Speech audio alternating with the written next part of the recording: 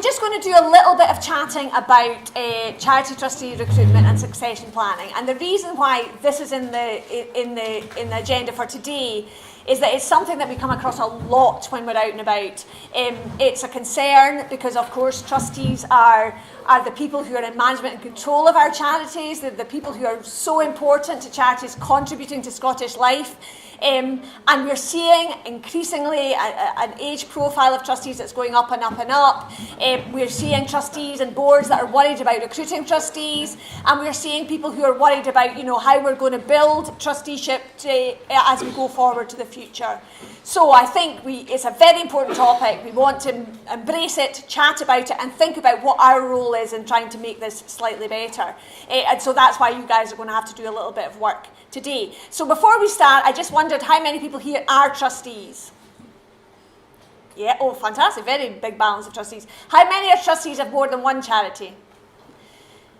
How many trustees are trustees of more than 2 charities? Any more than that? Oh, yes. So that's what you find. You find a lot of people are a trustee of one charity. Many people, once you get them to be trustees, will be trustee of more than one charity. That would include myself. And that would be a very common thing. And so we are very reliant on quite a small number of people. We estimate we've got about between 150 and 180,000 charity trustees in Scotland. That's a very rough figure because, as we talked about earlier, we don't have a trustee database, so it's not an accurate figure. But that's a lot of people doing a lot of work. So the title of the presentation was Looking for Heroes. And interestingly, when I very first did this talk, I got a bit of kickback on that. When we talk about trustees internally, we do have a slightly, it's sort of like, there's a bit of a glow about a charity trustee. They're doing something exceptional. They're giving their time freely, they're giving their time voluntarily for these organisations that are a massive part of Scottish life. They're a massive part of the fabric of Scottish society, and they're contributing to many of the areas that we need much action, we need a lot of support. So we see them quite heroic figures. But somebody said to me, well, that's not very fair. We're very professional. We're not just heroes, We don't just put on a pair of tights and a pair of underpants and fly around. We're actually very professional. So the question is, and the answer to that is absolutely. There's a lot of skills sitting around board tables in charities in Scotland, and that needs to be recognised. And I think finally the thing that we recognise, but is not always recognised throughout the country, is that voluntary aspect to the role and what that means in terms of what we're asking charity trustees to do. So we need to be mindful of that, and we need to be mindful that if we want to bring more people in, we need to be conscious of the fact that that's a particularly, we're asking people for quite a lot in terms of their role. I just wanted to share a few numbers for a piece of research that Getting on Board, it's a good website if you want to visit it. They did a bit of research a couple of years ago on charity trustee recruitment. And some interesting figures there. You've got 74% of charity trustees saying that they find it difficult to recruit charity trustees. You probably don't find that figure surprisingly, or you might do. We'll have a chat about that later on. 59% say their boards are not representative of the communities they serve. So is that a problem? Is that something we should be worried about? Probably, because you should be having boards that increasingly reflect the people that you are working with. 55% said their board members were personally connected. Now, while that's not a problem in itself, some of the issues that we see coming through are when you've got a very small number of trustees that are very personally connected, married, brothers and sisters, fathers and daughters. So if you've only got that makeup of a board, that can be quite a tricky thing. 90% of charities recruit through word of mouth. Now again, there's a very big role for word of mouth, but 90%, that's a massive number of charities that are only using that way of recruiting charity trustees. And we know what happens when we use word of mouth. We tend to get people who look like ourselves or think like ourselves, and when we were not bringing that challenge into the boardroom that we need. I won't go through them all. 55% don't use any kind of skills audit, and I'm going to talk a little bit about that later. So do you really understand what skills it is you're looking for on your board so that you can actually fulfil that collective responsibility? 30% don't offer any induction, and 50% of charities are saying that they don't really feel equipped to do the role that they should be doing in terms of knowing what their duties are and being able to fulfil their duties as charity trustees or as a charity trustee board. So there's just some figures that I think are quite interesting and talk a little bit about the problem. They are quite heavily based in England and Wales. It was a UK-wide survey, but I would say it's slightly geared towards larger charities, but I don't think that's not reflective of what we see in Scotland. We did a wee survey a couple of years ago. I'm not going to go through all of those, but one of the things I think is quite interesting is that 33% of charities that responded to our survey said that they recruit charity trustees every year, and that's a pretty big job if you're having to do it every year, year upon year upon year upon year. And then there's some other figures there that you'll have these slides in your pack. So I'm just going to go through a few of these slides, and it's really about just thinking about the things you need to think about, and a lot of them have come up already in the conversations.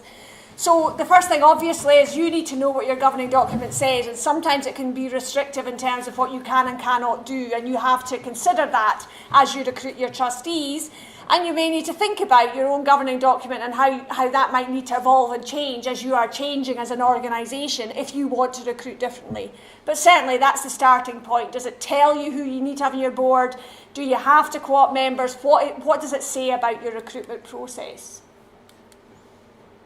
The skills audit, so that's come up, and I think when you hear the word skills audit, I think when you hear the word audit, it just makes you, goose pimples come up and make you feel a bit nervous. Oh dear, what have I done wrong? But I think the whole thing about a skills audit is I think it does vary from a very big organisation where it's a very complex piece of work to perhaps a smaller organisation where it's just a case of having the proper conversation. If you're about to start on a new piece of work, for instance, you're going to start doing more outreach work, or you're going to start doing more marketing work or something for your organisation, it might be the time to think about the skills you need on your board to make that happen, to help that happen.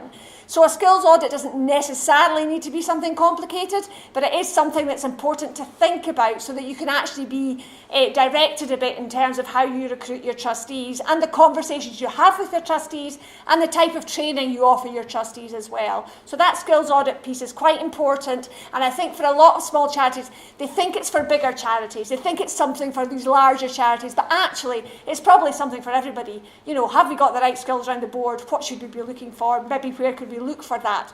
Are there professional organisations out there that are encouraging their staff to get involved in charity trustee boards? Let's make the most of that.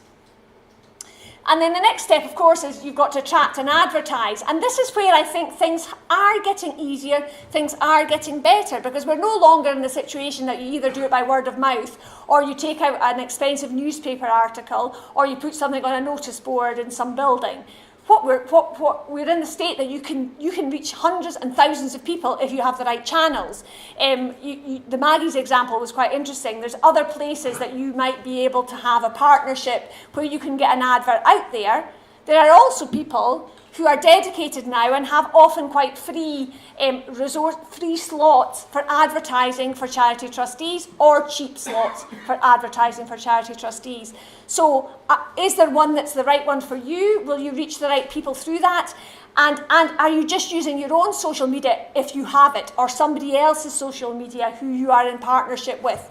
So in a sense, the whole social media, website world does make this bit slightly easier. You might be able to reach a wider audience. And sometimes we individually don't have the skills to make the most of that, but you might have somebody who can help you with that. You might co-opt somebody in for a summer to help you with your overall social media offering or whatever, and to help you think through a bit how you advertise your trustee positions.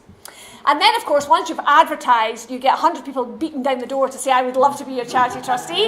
And so then you have to do your selection and your interviewing process. But seriously, hopefully you'll have more than one. If you do, you need to be having a conversation with these people and being, I think that message that came through loud and clear just now, transparent, clear, busting a bit the myths, letting them know what support they'll have, making sure you're having that conversation and trying to get the right person, both in terms of skills, but also in terms of the right person that will fit around your board table. So that conversation is quite important. But even if you've only got one person, it is worth having that conversation so that at the very beginning, you do have that transparency, you do have that clarity, and people know what it is they're letting themselves in for. In a positive way, not in a negative way. There's just a bit of a clarity around that process. And then you need to do whatever you need to do to get that person on board, and your governing document will have some rules around that, so just make sure that that's followed. Most people in this room, no doubt, do that properly. There are occasions where it doesn't happen properly. You know, we probably won't hear about most of them, but just make sure you're following your rules. And this part, for me, is one of the most important. I am now a trustee with the Cora Foundation, and their induction process was pretty brilliant. Of course, I'm slightly cynical, thinking, oh, well, they knew I worked for Oscar, so they polished it all up and got it perfect by the time I started. But it was very good, because what it did was, before I even started, I had some good information. I was allowed to meet some staff. I was allowed to get the right policies. I was allowed to have the right chats. And when I first went to my first board meeting, I was able to even have a conversation, to be a participant in that discussion. And that's what you want. You want a board member to be able to come along and feel that they've got something to offer, even if it's only a tiny little thing in that first board meeting. So do you have an induction process? And again, it doesn't have to be anything complicated, but you just have to make sure they know what your purposes are, they know what your vision is, where you're trying to take the organisation, what is their role in that, what time dedication do they need to put aside for the work. Give them copies of your latest annual account so that they can understand the work. So just some kind of basic package that they can understand. And again, I think Sally talked a bit about that whole, there's a bit of a process that goes on. You've got induction, but as you go along, there should be a training, possibly a training offer for trustees as they get more and more skilled in their roles. So think about that, but certainly think about the induction process, because it's so very important as you go along. Now, I'm just going to briefly touch on young trustees, because I have no massive solution for you here. But I do think it's something that's beginning to be talked about more and more. If we want to start encouraging young people to come in, if we want to see it as a volunteering option, and not just a volunteering option doesn't have to be to go paint walls somewhere or to dig ditches or whatever it is. It can be something that is a governance role, which some people do actually really like. So can we reach these people? Can we get them in? And how do we do it? If you're trying to attract young people, you do have to possibly do something different if you haven't got young people in before. You might need to consider the way you're advertising. You might need to think a bit about a mentoring programme before you came in. I was liking that example. If you get somebody in for a summer, maybe they come in for 2 summers, and then maybe bit by bit you discover they've got they might have the skills to be on the board, and you can mentor them into that role. So are there different ways of attracting young people to your organisation so that they may become the trustees of the future for your organisation? And as I say, I think bit by bit, there are quite interesting trustee programmes. I didn't actually ask our 5 voluntary action people before we started, but sometimes in local areas, there are programmes going on that are trying to encourage younger people to get involved in trusteeship. I've just put a couple of things up that might be interesting for people to look at. International Voluntary Service have had a young trustee programme trying to encourage younger people to get trained up and to get into trustee roles. Napier has a sort of an academic programme, but again, that's working with young people to get them ready for board positions. Getting on board is a great resource that is now trying to work on this young trustee programme. So I think bit by bit there are efforts going on to think about how do you get people in. And I think what we mustn't do is make assumptions about that. We've got a very good blog on our website by Cordelia Sampson. Is that her, Cordelia Sampson, who did a blog for us on being a young trustee. And what she raised a bit was there was quite a lot of myths around young people and trusteeship. She faced quite a lot of obstacles, and she was a bit of a governance geek. She absolutely loved it. You know, she was already a trustee on a couple of boards, and she was doing a great job. But when she started off, people were assuming she wasn't interested. Oh, do you want a volunteer position over? Oh, you won't want to do this. A lot of assumptions about what young people want, and instead we should open up those gates, explain what it is that we need, explain what it is that we want, and find that pathway. And I think there was quite a good few comments out there about how you get that pathway for people being interested in your work to getting them to come be interested in the governance of your work. Because if you get the governance of your work right, then it's much more likely that your work is going to have impact in the medium to long term. You can go along with bad governance for a short while, but if you don't get your governance right, then ultimately you're on a sugary pig. And that's all I'm going to say, because we have definitely run out of time, and I know it doesn't answer any of your questions, but what we are going to do is do some more thinking about how we can work with our partners across Scotland on this area of work. I'm going to pass back to our chair now.